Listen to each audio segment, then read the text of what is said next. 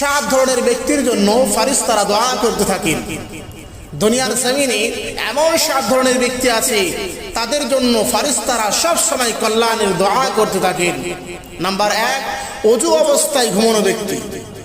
যে ব্যক্তি অজু করে অজু অবস্থায় ঘুমিয়ে যায়, এমন ব্যক্তির জন্য আল্লাহ পাকের ফারিস্তারা সব সময় কল্যাণের দোয়া করতে থাকেন।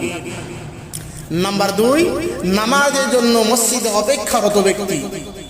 যে ব্যক্তি নামাজের জন্য মসজিদে গিয়ে অপেক্ষা করে, নামাজের জন্য মসজিদে গিয়ে বসে থাকে, এমন ব্যক্তির জন্য আল্লাহ পাকের ফারিস্তারা কল্যাণের দোয়া করতে থাকেন। নাম্বার 3, প্রথম কাতারে নামাজ আদায়কারী ব্যক্তি। যে ব্যক্তি প্রথম কাতারে গিয়ে নামাজ আদায় করেন, প্রথম কাতারে দাঁড়িয়ে নামাজ আদায় করেন, এমন ব্যক্তির জন্য আল্লাহ পাকের ফারিস্তারা কল্যাণের দোয়া করতে থাকেন। নাম্বার 4, রাসূলুল্লাহ সাল্লাল্লাহু আলাইহি ওয়াসাল্লামের প্রতি দুরূদ পাঠকারী ব্যক্তি। যে ব্যক্তি রাসূলুল্লাহ সাল্লাল্লাহু আলাইহি ওয়াসাল্লামের প্রতি বেশি বেশি দুরূদ পাঠ করেন, বেশি বেশি দরুদ প্রেরণ করেন, এমন ব্যক্তির জন্য আল্লাহ পাকের ফারিস্তারা সব সময় কল্যাণের দোয়া করতে থাকেন।